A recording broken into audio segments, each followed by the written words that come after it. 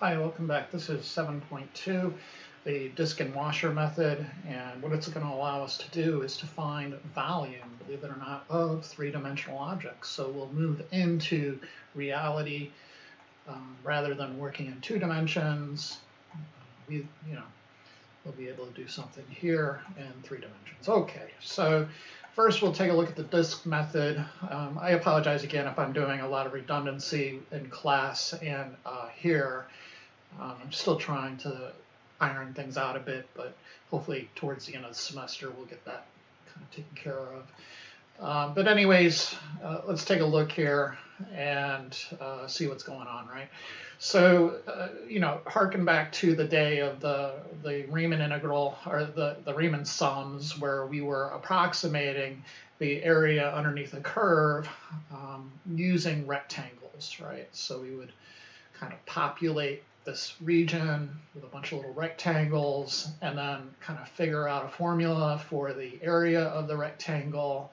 And from there, we could add them all up and then take the limit, and then we get our integral, right? So now in this new context, what we're going to do is re-envision what these rectangles represent. And in particular, we want them to represent sort of cross sections of objects. Okay, so what is that object? That object is the disk.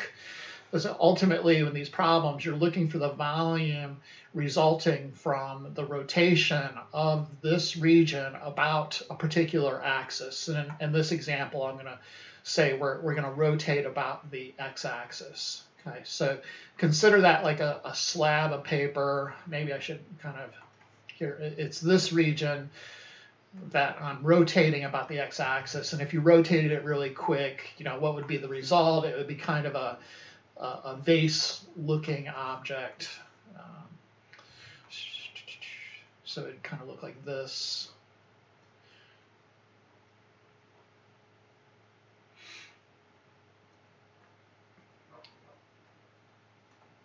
Okay.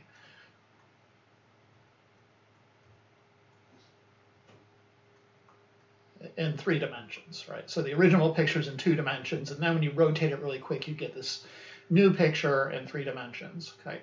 So how are we going to get the volume of that new kind of vase object? Well, it's going to be a matter of cutting it up into a bunch of disks, okay? So you can imagine this one rectangle represents a cross section of a disk on this particular object. So each one of those rectangles, you're imagining it sort of spinning about and creating this disk, and then you're going to get a formula for the volume of those disks and let your Riemann person run across the x-axis and collect those volumes. Okay, and that's the theory of it.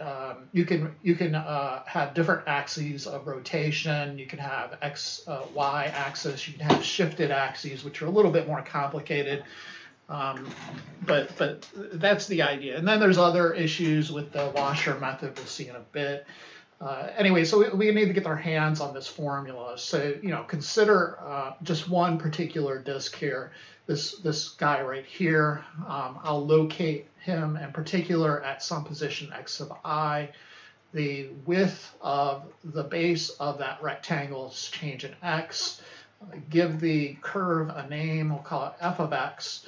And then just sort of let's rotate it over here and get a picture for it. So rotating that little blue rectangle, we would end up with this particular disk, which is really just a cylinder. It's kind of a shortened cylinder. You're used to like a pop can type cylinder, but that's also a cylinder right there. Anyways, in 3 dimensions, there it is. Here, the original blue rectangle would be right there, and then we're spinning it to create this. Okay, so I need a volume formula for this guy. I'm going to lay him flat, just so it's a little more intuitive in our kind of mathematical world that we're used to, and start labeling the particulars that I need for the volume formula, right? So the volume of this critter is always going to be pi r squared h, right? So we kind of know what it's supposed to be. We just need to put it in terms of the the given variables, right? So if you kind of back engineer where the disk came from, you'll see that the height of the disk is actually the change in x value. And then the radius of this, I shouldn't have said disk, I mean it's called a disk, but it's a cylinder. The radius of this, the top of the cylinder then is just the length, or the height rather, of that blue rectangle, right? And that's just going to be given by f of x sub I for that particular location.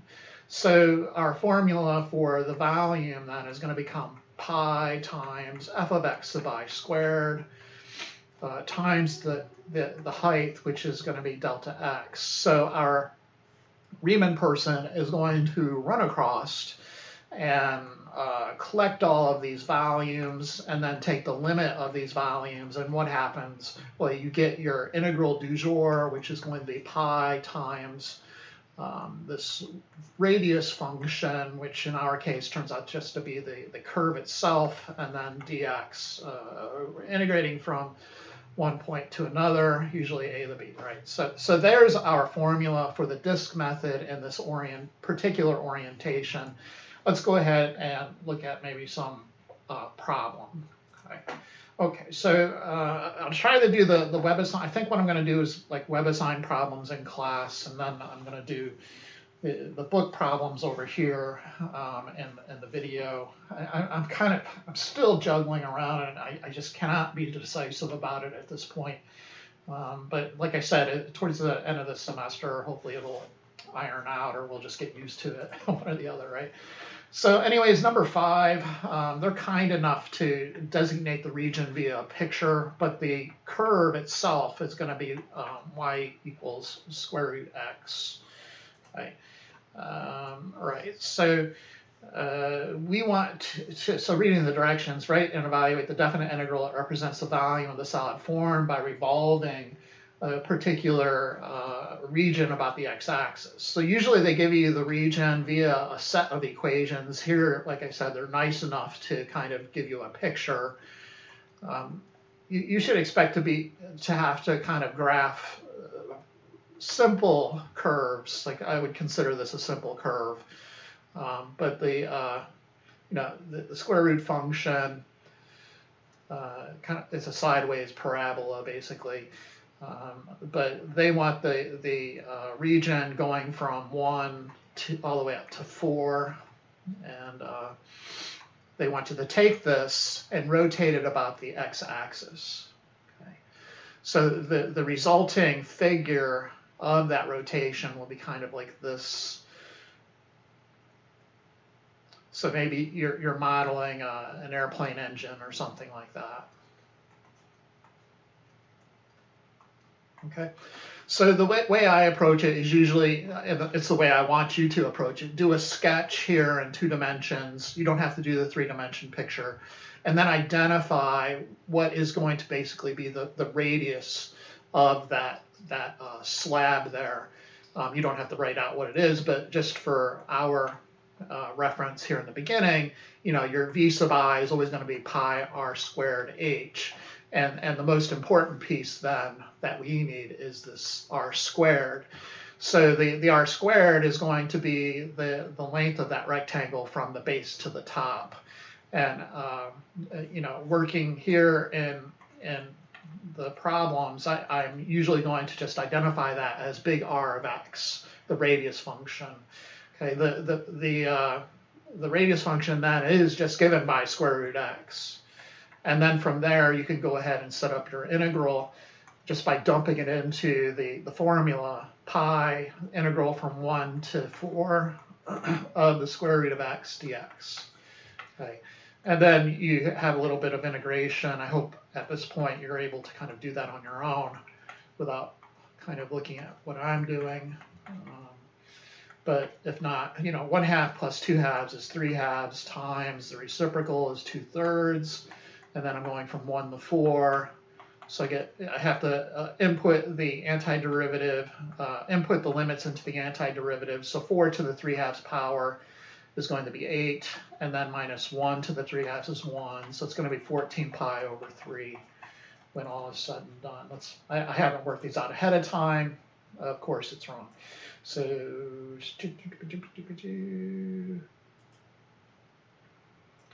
oh, it's squared. I forgot to square the radius. This is what happens when you don't work out problems ahead of time. But so I made the problem a little bit more hard than it needed to be. But you get the picture, right? So it's basically just plop it into the formula du jour, which is right here, and go to town. Okay, so this thing here would just be x, and then you get pi times x squared over 2. Sorry, I butchered that one. And then it's pi over 2 times 16 halves minus 1 half, which is the 15 halves. 15 halves. Sorry about that. Okay, so I butchered that one. I apologize. Hopefully, the point is the setup, though. I think that's a lot more important at this point. You should be able to handle that integration. Okay. So there's this is the what they call the vertical orientation. The rectangles are vertically oriented. They are perpendicular. The rectangles in these cases will always be perpendicular to the axis of rotation. Okay, regardless of what that axis is. So, for example, let's look at number 9. Okay, so number 9 here in the book. Again, they're kind of being nice and giving you the region that you're going to be rotating. But now, instead of the x-axis, we're going to go after the y-axis, right? So here I go. I'm going to just draw the thing. I think they're going from 1 to 2. So the way you would generally designate this region would be to say, you need to enclose the region, right? So you need a curve that encloses this region, or a set of curves that enclose that region. So you need the x squared. You're going to need the top there, the y equals 4, and then you need x equals 0, which is going to be the y-axis. But anyways, in this problem, they want you to rotate that region about the y-axis. So what happens in this case, the rectangles are going to be what they call horizontally oriented, and the cylinder, the discs that you're adding up then are kind of oriented on the flagpole, so to speak. So your Riemann person is going to be running up the flagpole, collecting those objects. And now the three-dimensional object you're working with is one of these critters here. Okay.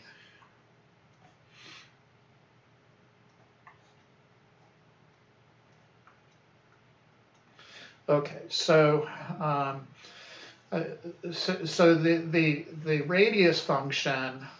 So our cylinder, if you were to rotate that red thing about the y-axis, would look like this, and instead of having some x sub I, you would have some y sub I, right? So the y sub I position would be here, and then it would have a change in y width. So this dimension here would be change in y, and then we would have this radius, which is variable. So at any position y sub I, it's dependent on the function given.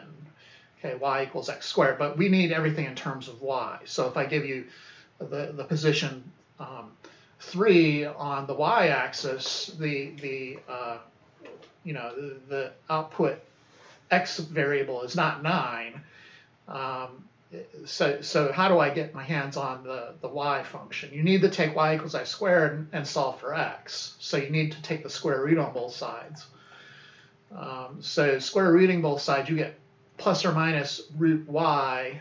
The right-hand part is the positive root y. This other half over here would be negative root y.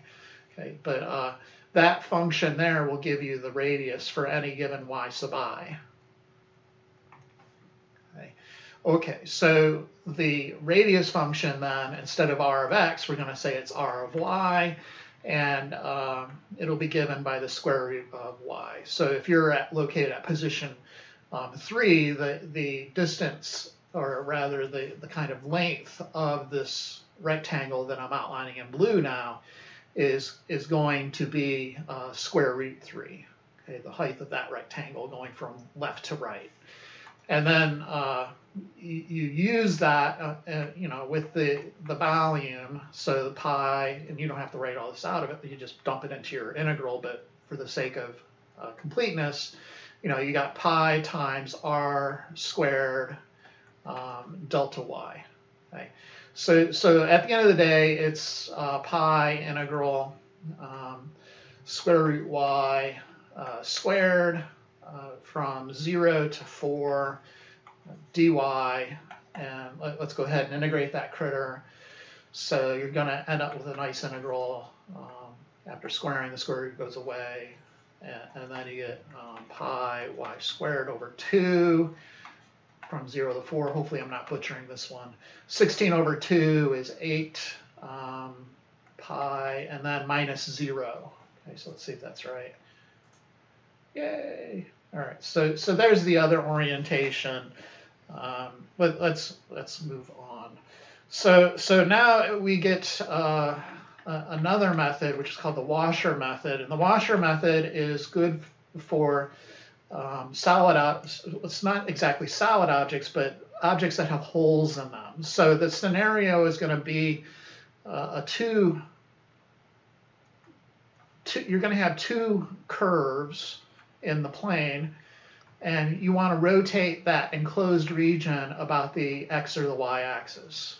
Okay, so going from A to B, and it's this region now between the curves that we care about. You want to rotate that in the plane and send your Riemann person across the x-axis to collect the volumes of the disks, and then take the limit, and you get your integral.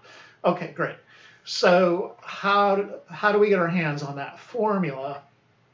The way you can think of it is basically just a difference. Okay, so the volume generated, the volume resulting from the rotation of that little rectangle there is just going to be the difference of kind of the outer part minus the donut hole part. Okay, so what does that mean? Let's give this guy, this rectangle, position abstractly. It's x sub I, and again, its width is, we're going to just say change in x. And then let's give these curves names, f of x and g of x. And then we're going to rip over here and draw the result of that one particular red rectangle being rotated, and get our hands on a formula. And then we could plop it into our sum and take the limit, and everybody would be happy, right? Okay, so what's the difference in this case? Well, it's basically a cylinder, but it has a hole in it, and they're going to call these things washers for obvious reasons. A washer, like when you're screwing together your furniture or whatever. Okay, so there's my particular object. That's the washer, but it really is just a disc with the hole ripped out of it. So we want to kind of get a formula for this. Usually I like to lay it flat and then kind of do my particularities and this other context, or I don't know if it's context, but this other orientation. So what are the bits and pieces this time? So over here, it's the same, it's just change in x. And then there's two radii you want to work with. So there's going to be this bigger radius, which I'll call big R of x. And then there's going to be this smaller radius, which I'm going to call little r of x.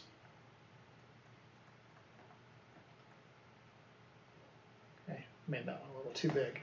Okay, but the big radius goes from the middle, the inside, the center, all the way out to the outside. And then the big radius goes from the center to the outside, and then the little radius goes from the center to the inside. Okay. What are the formulas in this context, though, for those two formulas? Well, the inner radius is the g of x, right? So this is the g of x. And then the outer radius is the f of x. And then to get the formula for the volume, in terms of all the f of x or whatever, it's a difference. It's the difference of the big cylinder minus the donut hole, so to speak. Okay, so it's the outer cylinder minus the inner cylinder. It's basically, if I were to draw a picture, you know, it would be crap. Sorry. It would be this outer portion minus the kind of inner portion. Okay. And we know the formulas for both of these. They're both pi r squared formulas, pi r squared h formulas. So pi, and in this context, the outer radius, the big R of x, is f of x. So I just put f of x sub I squared delta x, and then minus pi. Then the inner radius is the g of x sub I squared delta x. And then you could factor it a little bit to make it look prettier, and then dump it into your integral. Okay.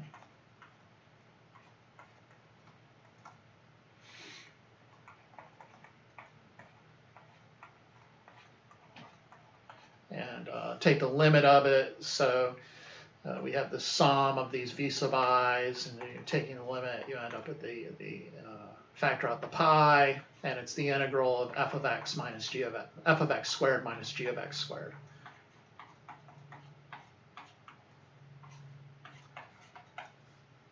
Okay, so in general, the washer method, you'll use this whenever your object, your resulting object, has a hole of some sort in it. So your three-dimensional object has a hole. And it doesn't have to be a hole all the way through it. You could, sometimes it'll be kind of like a bowl or something like that, more like a kettle drum of some sort. And you could kind of put your arm inside of it. In those cases, you also want to use this method. So let's zip over to one of these types of problems. See if I can find one. Well, obviously number 7 is one of those. I mean, it's not obvious to you probably yet, but hopefully it will be. Let's look at number 13. Sure. Okay. So number 13, I think part B will flip the bill, hopefully. So y equals square root x. We have y equals 0, and then x equals 3. And we want to do the y-axis, the y-axis rotation here. Okay, so the y-axis, you're just going to be sending your Riemann person up the flagpole, and everything's going to be in terms of y.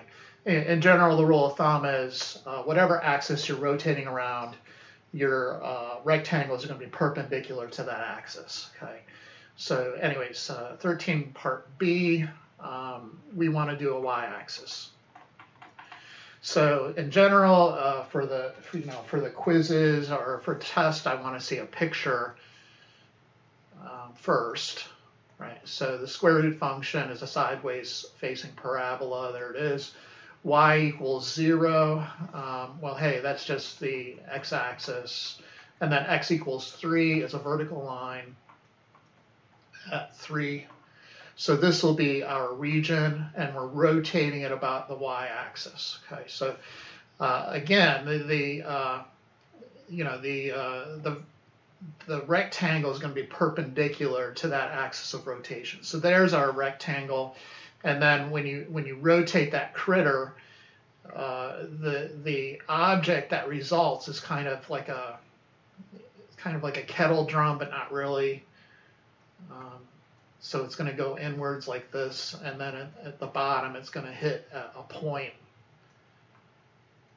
Okay, the objects or washers, there's going to be a hole in the position. So that one particular guy you see right there that I'm rotating about, it's going to have a hole in it. You could put your hand in the object, in other words. So anyways, rotating that critter there. The resulting washer is going to look like that. And so the volume for that guy is dependent on two things. There's going to be that inner radius and an outer radius. So the distance from here to the inside, and then the distance from the center all the way to the outside. Okay, so we need two functions for uh, the, the little radius and the big radius. So I'm going to do the big radius, and then the little radius is usually how I proceed. Okay. So again, the distance to the big radius is from the center, the axis of rotation in this case, all the way out to this line here. And if you were to move that rectangle up and down, you would see that the little radius is kind of variable, but the outer radius is a constant, right? So the outer radius, that distance to the outer part, is always going to be a constant no matter where you are. It's always just going to be 3. So you're just going to put 3 for the outer radius, and then for the little radius, that one's variable, right? So maybe kind of do some example. It'll be that distance, or it'll be this distance. And so what is going to tell you that distance given some y sub I position? Well, you have to go back to the original curve, right? And in particular here, we need to convert that into terms of y. So I'm going to square both sides, and I just get y squared is x. In other words, x is y squared. And that will be our formula for the little radius. After all that is said and done, then you're still going to need to figure out where the Riemann man is running. And in this particular case, the Riemann man is going up the flagpole, right? So here's my Riemann person, call him like the bird person and Rick and Morty Riemann person. But there the person is. He's running up the flagpole and collecting all of those washers. Oh, crap. No, I'm right. Okay, so then I'm going to plop it into my integral, but I need to tell the Riemann person, where to go from 0 to what, on the y-axis. So I basically need that position that I'm just locating there.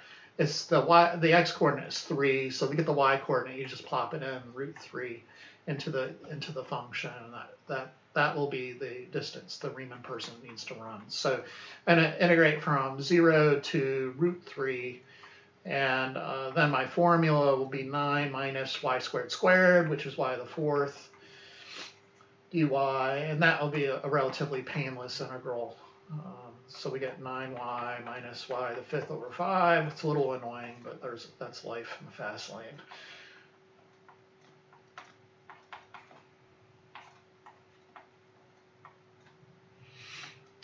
5 √3s, right? So 1, 2, 3, 4, and then another √3, so that would be 9.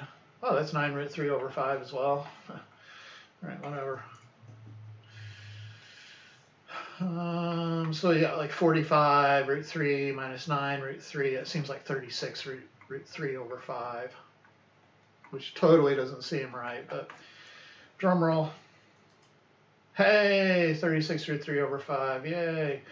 All right, so yeah, that's the other orientation than what I introduced, but you could also have the x-axis orientation as well. Let's carry on though to non-axis rotations. So we can also work with problem 13 here and do a rotation about the line y equals, or what section am I on? Section 3. Sure. So I'll just call this non-axis rotation. And the formulas are a little more complicated, but the idea, the basic form of the setup is the same. Okay, so if it has a hole in it, you're thinking washer, and then you have to find big radius, little radius. So you could do a decision tree and kind of remember the decision tree. So you start here. Does it have a hole in it?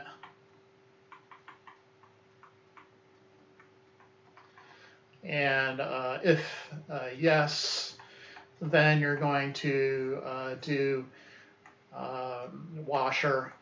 So you need big radius, little radius, and then you use your washer formula.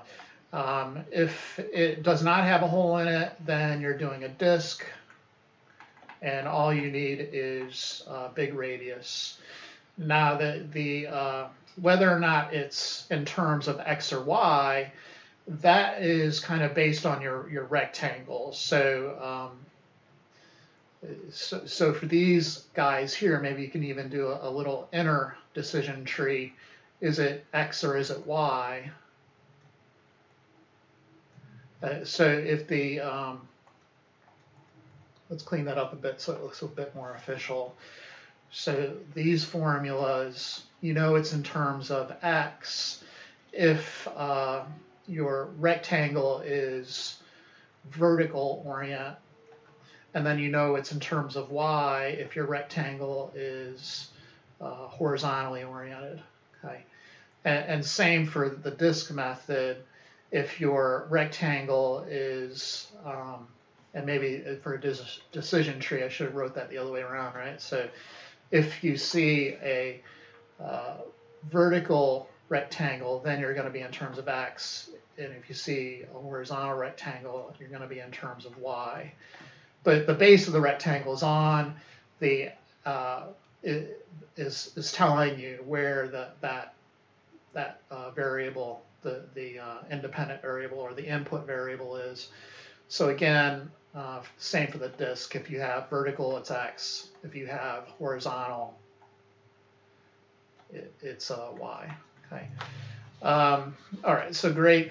Let's go back to problem 13 then and take a look at these other weird ones. So again, it's the same region. And in part C, we want to rotate about the line x equals 3. Okay, so let's get the region drawn. And I want to see that in the quiz. So here's my square root function. I want to go all the way up to 3. And then the y equals 0 is the x-axis, and there's my region. The rotation axis is this x equals 3 axis. Okay, so again, it's going to be a horizontal orientation. In other words, my formulas are going to be in terms of y. As I rotate this object, I note it doesn't have a hole in it, right? The three-dimensional object is kind of like a bagel without a hole. Okay, or maybe a yarmulke or something like that. Anyways, or contact, it's not a contact lens, it's not hollow. You can't put your hand in it in any way. So it's solid, so it has to be, what does it have to be? It has to be a disk method, right? So you only need one function. You need this r of y function because of the orientation. Riemann person is going up the flagpole in this direction, collecting these guys.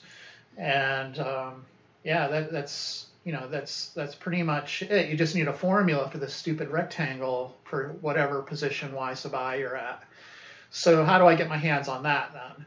It's going to be a difference, usually of two particular rectangles. So let me just kind of move above it and kind of work what are those rectangles that give me that red rectangle, right? And I'll do those in blue. So it's a difference, right? It's the distance all the way to the axis of rotation, which is 3, and then you subtract away that little wedge that goes up to the bottom of the rectangle. And that should give you a formula for the kind of length of that red rectangle from left to right. Okay. All right, so the big rectangle is constant. Wherever that y sub I position is, the top of the rectangle is always 3. Okay? And then the bottom of the rectangle, so you subtract away that gap. That's given by the function itself. It's variable. It's changing for every position y sub I. And I need it in terms of y, so I'm going to square both sides. And that formula should be y squared. Okay, so there's my formula, and now I just dump it into the good old disk method formula. So I'm going to integrate from 0, and I already figured out this position. It's root 3 of r of y squared. So the disk method, it's pi r squared h, or pi r squared dx dy, whichever. Okay. So don't forget to square it. Right, so I got pi, I got a FOIL, so 9 minus 3y squared plus 3y squared is 6y squared plus y to the fourth dy, and then that should be relatively painless, except the evaluation looks like it's going to be nasty. 6y cubed over 3 is 2y cubed plus y to the fifth over 5 from 0 to the root 3. So that's going to be pi times 9 root 3 minus 2 root 3 cubed is 3 root 3 times 2 is 6 root 3. So let's just put 6 root 3 there. And then finally, this last guy should be, we already figured that out above, right? So there's 9 root 3 over 5. And then minus a big 0 when you plop in the 0 into the antiderivative from the bottom limit on the integral. Okay, so what do we have? Pi times 3 root 3 minus 9 root 3 over 5.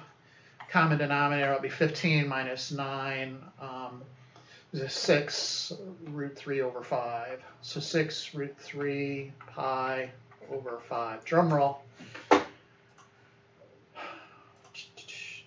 Oh my gosh, no. All right, let me pause the video and find the error. Okay, I see it. I magically changed my sign from a plus to a minus. This is why we should all be replaced with computers. Right, so, find a common denominator, 5, this will be 15, 9 plus 15 is 24, bummer. All right, well, there's the answer. Okay, so for the quiz today, I want you to do then part D, rotating about the line, x equals 6. So what is that, 13, part D. The same region, y equals square root x, and look that up. And then, or the other stupid, y equals 0, x equals 3, and you're going to rotate this time about the line x equals 6.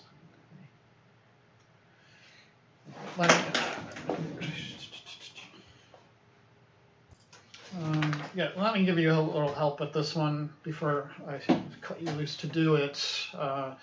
The setup's the same. It's going to be a washer, though. Maybe it's a little more complicated, I guess, but I'll try the setup for you, and then you can just do the integral. But please show the picture and everything on your quiz. Anyways, so it's going out to 1, 2, 3, right? And that's the region that we're rotating. But this time, it's the same orientation of horizontal rectangles. So here's our rectangle. The deal is that we're rotating about this shifted axis way over. So 1, 2, 3, 4, 5, 6, right? So it's this axis I'm rotating around, and it's kind of like a, I don't know, the bottom of a bagel with a hole drilled through it. But it's a washer, okay? The Riemann person is running up the flagpole in this direction, and so you're going to need two functions, r of y, little r of y. The base of the rectangle is projected onto the y-axis, so the base is always, the rectangle is always perpendicular to the axis of rotation for washer and disk. Anyways, the formulas for these may be a little bit tricky, but the first formula for the big radius is variable, and it's dependent on the given function. Where is that radius? So it's the distance from the rotating axis all the way out to the bottom, so to speak, of the rectangle. Okay, so what is that distance? Well, it's kind of, you think of it in differences, right? So again, this red rectangle, which I'm kind of translating from the picture downwards to this position. That length is really the difference between two lengths, and we can think of it as the length from the axis all the way out to the vertical line 3 minus that little gap from the y-axis to the base of the rectangle. Okay, so if we get the formulas for those two blue bars, we can just subtract them and have the formula for the red bar, right? So first off, the distance from the y-axis to the top of the bar, that's the first blue bar, that's simple. That's just always constant. No matter where the rectangle is positioned, it's always going to be 3. Okay, so the big R of y is a simple constant, 3. And then it's the little radius that is variable for given positions of or it's the little rectangle that's the smaller one that's variable, right? So the formula for that is just from the formula for the curve. It's just we have to kind of solve for x, so you get x is y squared. And so the formula that gives you the little rectangle is y squared. So given some position y sub I, the distance from the x-axis to the bottom, that distance, that blue rectangle, is just given by the function y squared. Okay, so little r of y will be, it seems like I butchered this a bit.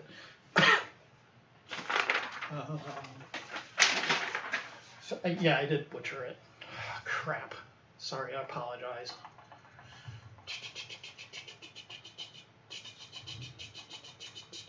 This is what I get for not preparing this a little better. Let's try that again. One more time. You know. All right. So again, what the heck's going on here? So maybe let me be a bit more careful. Okay, brain erase. Okay. All right. So the object. You know, it's a pretty big washer that's being generated by that red rectangle is this.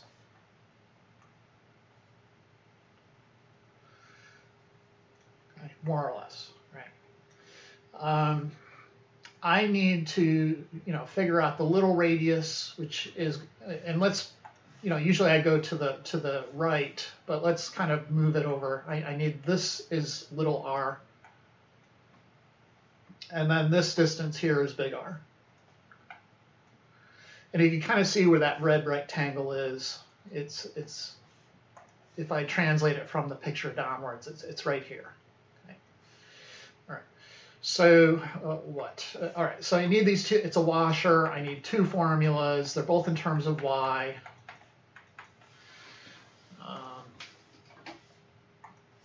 Right. So what? I need a formula for each of those. So let's do the big R first. So the distance from the axis of rotation, so back on the picture from here to here, that distance is a difference. Okay, it's the difference between this distance, which is constant, it's just 6, and this distance to the bottom of the rectangle. Okay, so you can see if you subtracted those two, you would get the big radius, this distance here, from the axis of rotation to the outer edge of that washer. Okay, okay, so the smaller rectangle then, I kind of already got that thing. You just get the length from the function itself. So you square both sides, you get y squared is x. Okay, great. So you're going 6 minus the y squared. Then for the little radius, so let's get rid of all this junk. For the little radius, that's just this distance from the axis of rotation to the line x equals 3. Okay. And that's constant. No matter what position y sub I you have for the rectangle, that value is always going to be the same. It's always just going to be 3. Okay. Okay, so those are the two functions, and then you could dump those into your washer formula and evaluate it. Um, show work, okay, the answer is right there, 84 pi root 3 over 5. Okay, so see if you get it from there. I apologize for butchering it there at the beginning. If I had a way to rewind the video and remove, I would do so, but I don't. Okay, so I apologize. Okay. So that's really, as I believe, as hard as they get. Let's look at the kind of, I think there was one kind of challenge problem in the video. I highly doubt I'd have time to do that in class. So let me zip down there and get that one. And it's kind of annoying. Yeah, so it's this guy. The manufacturer drills a hole through the center of a metal sphere of radius r. The hole has radius little r. So let's draw a picture of what's going on. Someday I'll get my pen to work properly. I'll take the time to learn how it works, and I just don't care that much, I guess. Here's number 13. They want you, it's like a ball bearing, and somebody's drilling a hole through it, and they want you to figure out the formula for it given these values. You'll have a ring that results. So to get the sphere, what you would do is take the formula, the object you're rotating is going to be this. So the formula for that, that's the upper hemisphere of a circle. That'll just be y equals the square root of big R squared minus x squared, because the radius they're giving you of the ball bearing or whatever the heck it is, the radius is big R. Okay. Then they're saying somebody's coming along and drilling a hole through the entire object. So okay, so I'm going to rotate it about the x-axis, and you'll generate a sphere, and then you're going to drill a hole through this thing at some position little r. So imagine somebody comes along and drills this hole through it, and this is position little r. We want this to work such that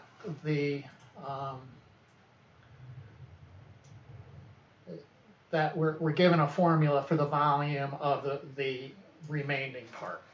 Okay, so what is the volume of the sphere that has radius big R after you drill a hole through it that has radius little r? Okay. Okay. So how are we going to work this out?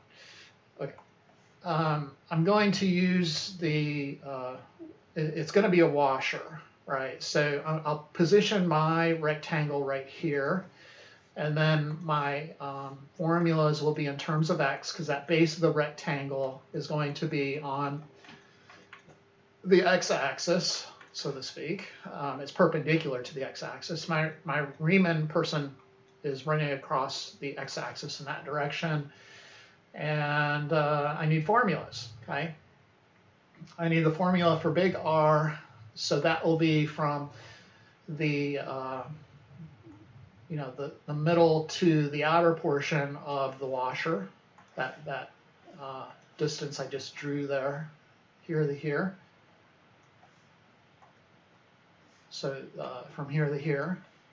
So that big R is just given by the curve, y equals square root of r squared minus x squared. So simple enough, r squared. The little r of x then is going to be the distance from the axis of rotation to the little r, right? So it's basically this distance. And that's just given by little r. It's a constant no matter where you position your rectangle. Okay, so that'll just be little r. Okay, so the formula then will be from the washer method, big R of x squared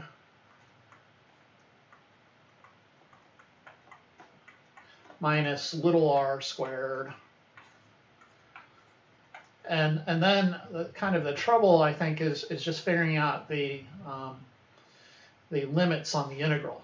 Let's make it a little bit easier by kind of chopping the sphere in half and multiplying by 2, because it does have symmetry, right? So we'll pretend that this side is a non-issue and just rotate from the first quadrant. But in doing that, we have to be careful. Have to multiply this by a 2. Okay. All right, so I'm going to start at 0. That'll make the computation a little bit easier. Okay, so great. And then I'm going to send my Riemann-Man all the way through to where? Okay, so I want to stop where the actual object, the remnants of the sphere stop. And you may think you have to go all the way to big R, but that's not true, right? Because if you drill a hole through it, anything past this purple line is going to be gone. Okay, that junk is just gone. It's sitting on the floor of your machine shop, right? So I only want to integrate up to this point right here on the x-axis. So where the heck is that point? Maybe it's not clear. How am I going to find that point? Well, you're going to have to set the equations sort of equal to each other. You're going to so the horizontal line there is actually a y equals r. And then you're going to set that equal to the y equals big R squared minus little x squared. Right? So down here, I'm going to set r equal to the square root of big R squared minus little x squared, and then solve for x. Right? So square both sides. Then move the x squared over. So you have big R squared minus little r squared. Take the square root of both sides. And then that will be the upper limit on your integral. Okay. Great. So I'm going to go ahead and integrate that critter. Looks like a mess, but it turns out to not be so bad. When you square this thing, it will be big R squared minus little x squared minus little r squared. And there's a bit of a trick here.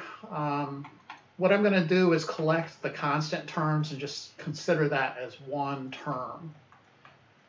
Okay, so what I'm doing is just thinking of this like a number 5 or something, and I'm going to integrate that rather than 3 terms.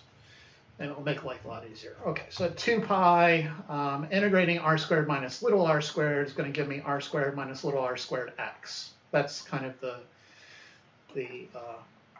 trick us humans would do in order to make the computation easier. And then you have x cubed all over 3, and we want to integrate this from 0 to square root big R squared. Let's rewrite that with a fractional exponent, right? So big R squared minus little r squared to the 1/2.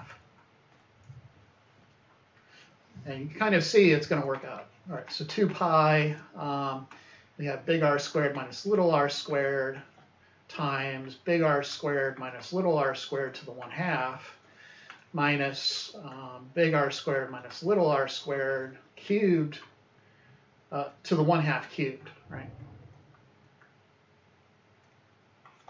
And then raise that to the 3rd power over 3. And then you just use your rules of exponents. So we have big R squared minus little r squared to the 1st power plus 1/2 power. That will give me the 3/2 power. Minus big R squared minus little r squared. Multiply the exponents, so you get 3/2 power. And then these are like terms now. You can combine those. You just need a common denominator, put 2 over 2.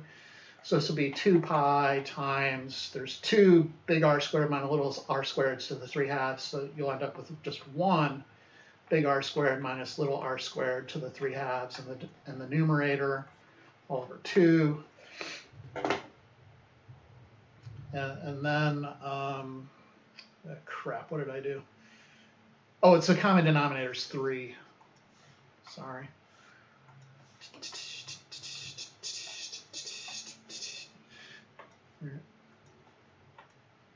Excuse me. Hello. There goes that button again. It's a nightmare. All right, so I want 3 over 3, not 2 over 2. Common denominator of 3. So 3 and then minus 1 is 2 of those, all over 3. So you can get 4 pi over 3 times that thing.